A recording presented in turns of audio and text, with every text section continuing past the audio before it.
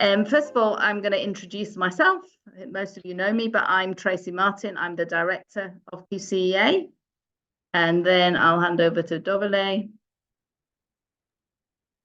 Hello, my name is Dovile, and I'm a communications officer at QCEA. And Alice. Hello, everyone. Sorry. Yeah, I'm Alice. I'm the Climate Justice and Peace Coordinator at QCEA. And we'll be sharing the facilitation.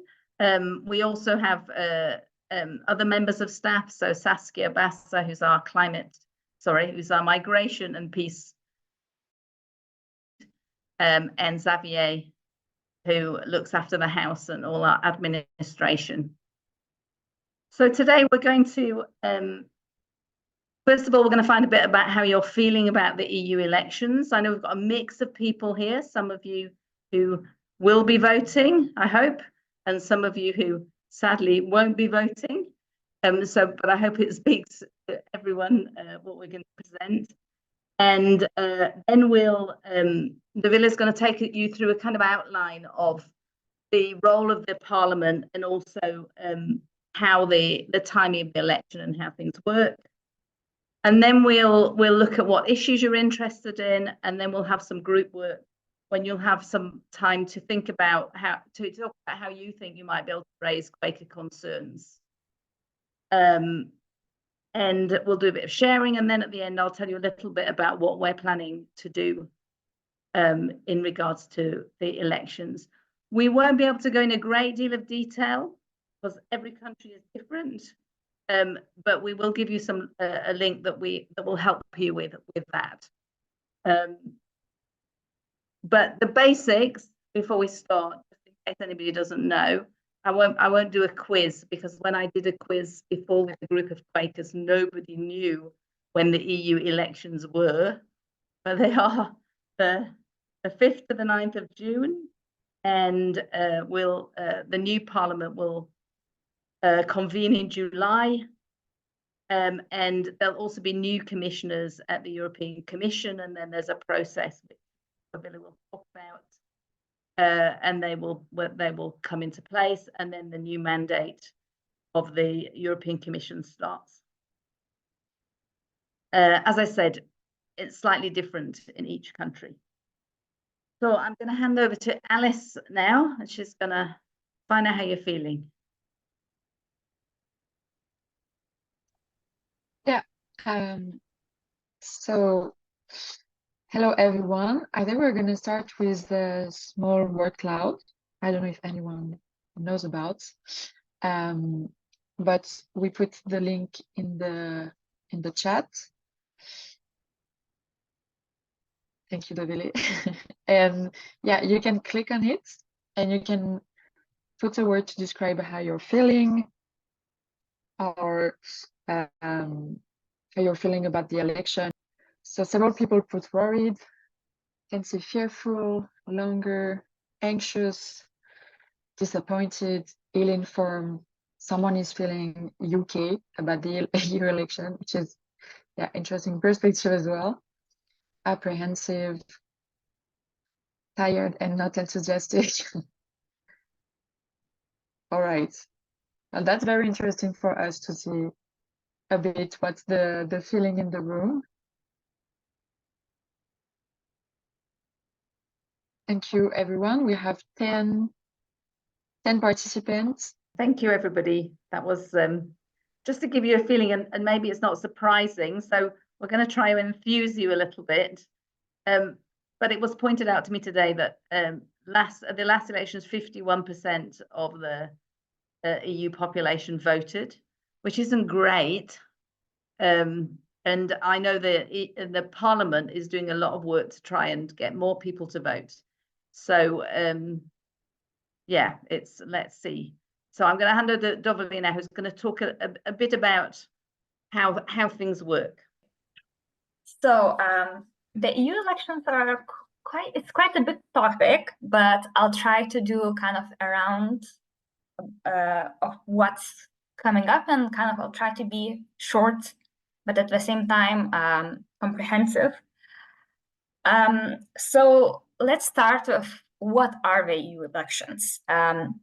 So since the first direct elections in 1979, European elections take place every 5 years, with more than 400 million people eligible to vote. And this year, the elections will take place on 6 to 9 of June. After this election, we will have 720 MEPs, and the EU treaties establish seat allocation per country, meaning that each member state return a set number of members of the European Parliament. So meaning from 6 in smaller member states to 96 in largest, such as Germany. And it is the only directly elected EU institution, giving citizens a real stake in shaping laws and policies that affect their lives. Electoral campaigns normally take place through national election campaigns. And so in the EU elections, you vote for a candidate for a European political party, of which the candidate national party is a member. And then once the elected MEPs, members of a parliament, they form political groups in a new parliament. It's a bit complicated, but basically you vote in your own country. And then later I can put a link in the chat where you can learn more about how the elections happen in your own country. So what are the roles and powers of the EU Parliament? The members of the European Parliament represent the interests of the EU citizens at the European level. So the European Parliament wears many hats. Together with the representatives of the governments of EU countries, MEPs shape and decide new laws that influence all aspects of our lives, such as economy, fight against poverty, climate change, or even security. MEPs also should be putting importance on political, economic, and social topics, and upholding the values of European Union, so such as a respect for human rights, freedom, democracy, equality, and the rule of law. Moreover, Parliament approves the EU budget and scrutinizes how the money is spent. It also elects the president of the European Commission, appoints its commissioners, and holds them to account. So it's kind of a democratic watchdog. So why do these elections matter to Europe, and why does it matter beyond Europe? So there are several reasons. For Europe, I think it is very important because it helps set the EU direction, because the elected parliament will shape the EU's policies for the next 5 years, impacting areas like climate change, immigration, the economy, and foreign policy. And also it can have influence on national politics. So national parties sometimes align with European political groups, meaning that election results can influence national political landscapes. And finally, it can kind of have influence on legitimacy and public trust. So high turnout and engagement with elections can bolster EU's legitimacy and public trust, which is essential for tackling challenges, especially the current ones. However, low participation can fuel Euroscepticism and weaken the EU's internal cohesion. In terms of beyond Europe, we have EU is kind of a major player in international relations, and its internal direction can influence its partnerships with other countries and regions. And also, it can influence trade and economic ties, since it's a major trading partner for many countries, and its economic policies can have global repercussions. So therefore, as we can see, the results can have big significance on how the EU will be in the next 5 years. Okay, so we vote, and then what happens afterwards? I think it's a big question, and not everybody knows. Actually, quite a few people know, because it seems that like we just kind of the votes get counted and that's it, but it's not just that's it. So immediately after the vote, we have the vote counting because the polls close, and we have the preliminary results, which are normally announced 24 hours after the polls closing. And then in June, July, we have the first European Parliament session, which involves electing a new president, vice presidents, and committee chairs. It's also the time when we have a nomination of commission presidents. And then in September, October, we will have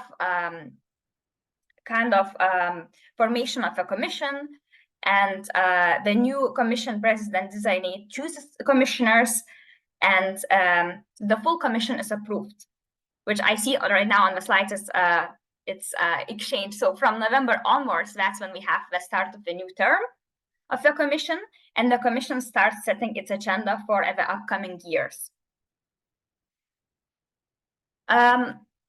So what can we expect from the upcoming elections? This is like the preliminary table that shows like what might be the results after the upcoming elections. And we will likely see a major shift to the right in many countries, with populist radical right parties gaining votes and seats across the EU, and center left and green parties losing seats and votes. So two main political groups currently in the parliament are the European People's Party, which is EPP, and the Progressive Alliance of Socialists and Democrats, which is S&D, red on the table. They will likely continue losing seats, which they have done over the last two European Parliament elections as well. And this reflects kind of a long-term decline in support for mainstream parties and the growing support for more extremist and smaller parties across Europe, which is resulting in an increasing fragmentation of European party systems at both national and European levels. And yeah, despite this, we expect, some sites predict that the European People's Party, EPP, will remain the largest group in the parliament and therefore maintain most agenda setting power, including over the choice of the next commission president. It is also predicted that the centrist Renew Europe, which is in yellow, and Greens European Free Alliance, it's in green, will also lose seats. However, the main winners in these elections should be the populist right, according to the predictions. The major winner will likely be the radical right Identity and Democracy in dark blue, which we expect to gain 40 seats and have almost 100 members of the European Parliament. And it will likely emerge as the third largest group in the new parliament. So what kind of influence this might have?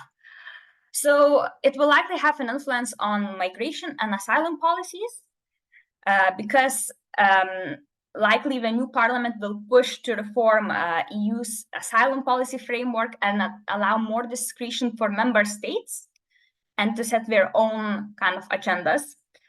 And another area is the environmental policy, because currently even like the voting over environmental policies is won only with marginal difference.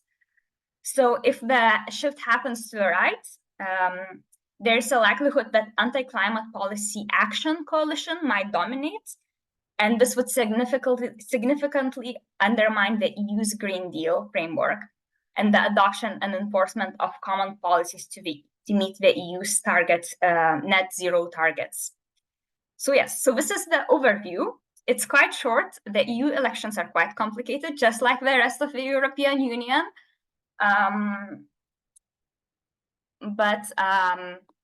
Yes, I hope it was clear what's coming up. Thanks, Davile. And we'll come back to issues in a moment. Somebody said, will we know which parties our MEPs belong to? Good question, Pauline. So often people campaign using the name of their national party. The manifesto should tell you which group they belong to. There are some national parties that are kind of non-aligned. They don't decide till afterwards which political group they'll join. So they may then just, so you may not know till later. I know in Ireland there's a few that have done that in the past. So they'll kind of see where if they're between two political groups, they'll see where that lies and maybe go in that. And of course, a few people remain independent. There's a few that are non-aligned. But yeah, if you look at their manifesto, you should see who which European political party. Is Ursula von der Leyen a member of the likely largest party? She's EPP. So yeah, may still be the largest party, but it doesn't have a majority. And you'll have seen recently that, I mean, she's been very pro climate and the Green Deal, but the EPP has been pushing back against that. And so she's kind of moving a little bit in her rhetoric anyway, in what she's saying. But it's not a done deal that she'll become the commissioner again, but she is standing. That's right, the president of the commission. Sorry. The EPP is kind of conservative, kind of right-wing conservative, if we're going to have a place. But it's quite, you know, some of the political groups are quite a mishmash of parties. So they may have quite a wide range of views, but they will. So once they become a political groups often vote together, but not always. And that's often where civil society can influence. So that where some parts of a group are very who might vote differently, that's often where we might put our energies. I just want to say about one of the reasons we're having this session is because actually at election time, there's not a lot that QCEA can do, because most of the campaigning and lobbying that will go on is in the countries, and quite rightly so, right? So anyway, there are so many candidates in 27 states. I mean, you know, the 5 of us couldn't reach that many. So it's important that A, Quakers vote, and B, that where they can, they seek to influence it, and more people that say to parties and things, well, we don't want more militarism, or we want a change in how migration's done. That's better. It may not make an immediate difference, but it's important. We are a part of a group that's issued a manifesto for civil society space, and calling for more influence for civil society and more recognition of civil society. Davila might be able to put that link in. So you may come across that, and we are a member of that. Advocacy organizations that do have national members and so on will have relevant campaigns and things that you might want to join as well.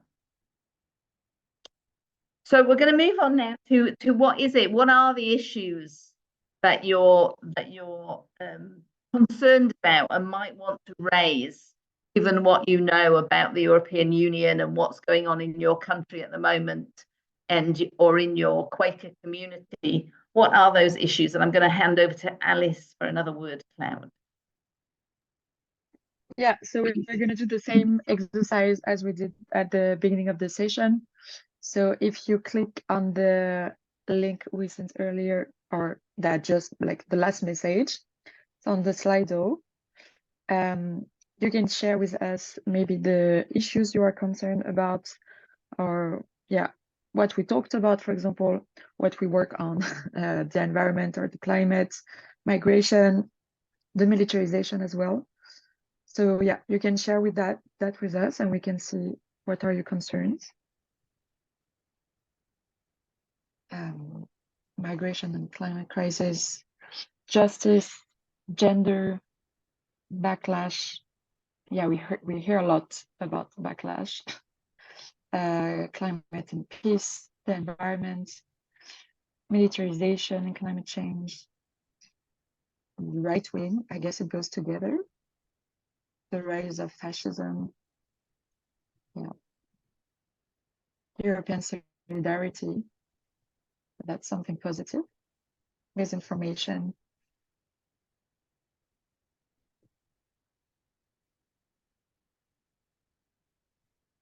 the hardening of borders and migration policies, the risk of establishing a standing European army, yeah, disinformation, I said twice, the pause on the Green Deal, as it was said by several head of states that wanted to have a bit of a break on the green regulations. Thank you everyone for putting in your concerns. That's very helpful.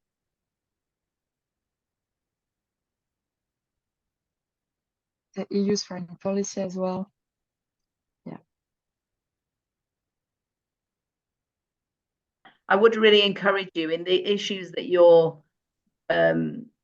particularly concerned about, to look at what civil society that's working on those areas is campaigning on in your country, because they will be well informed and they will know what are the things, what is best to focus on, and they will have campaigns on those things on the whole. If you're not sure, some of them will have the Europe-wide campaigns.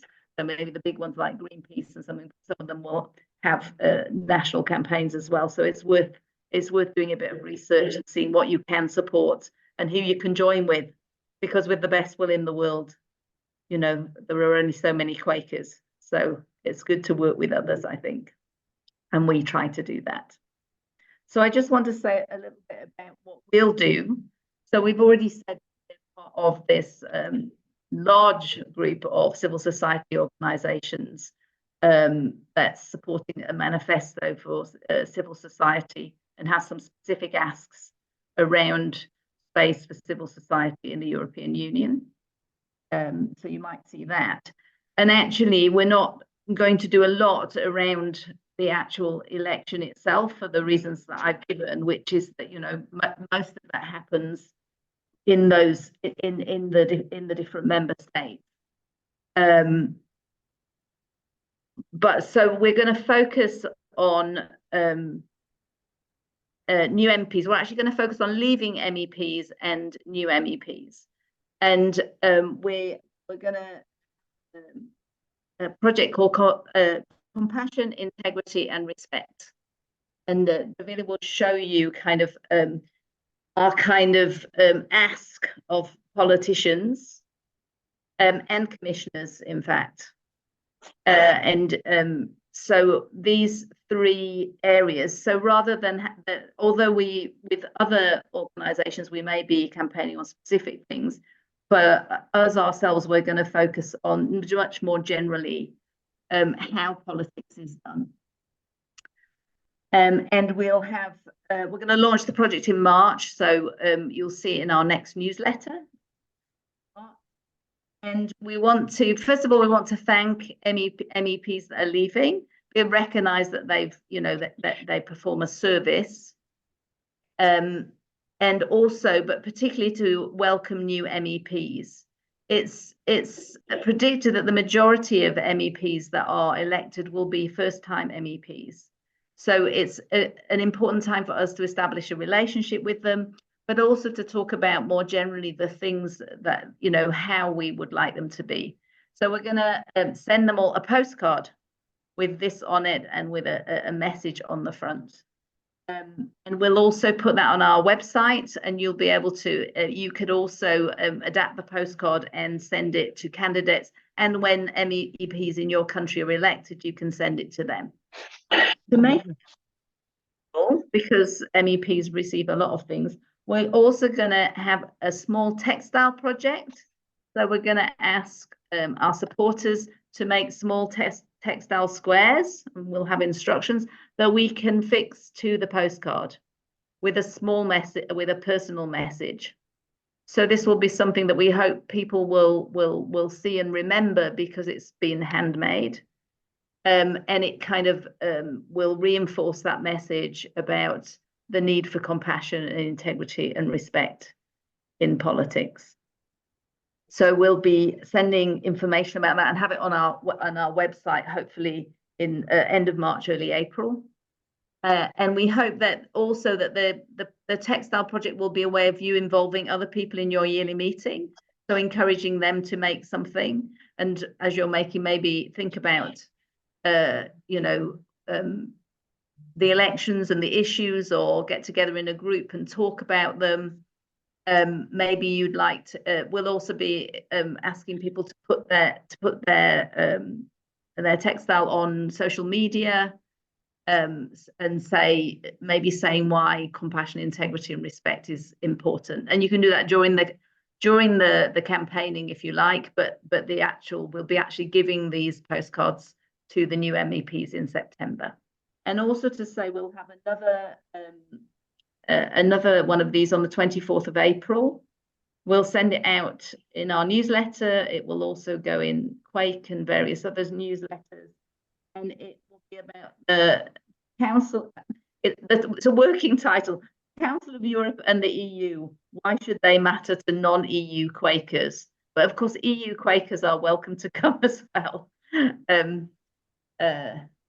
But we've kind of had some requests from Norway and the UK about that, so we'll be looking. But if you're interested in the Council of Europe also, it's good to come. So we hope to see you then, and we hope to have another couple later in the year, but more focused on our kind of our ongoing work, shall we say. So thank you all for coming, and hope you have a good rest of your evening. Don't forget to fill in the form. And don't forget to vote if you can.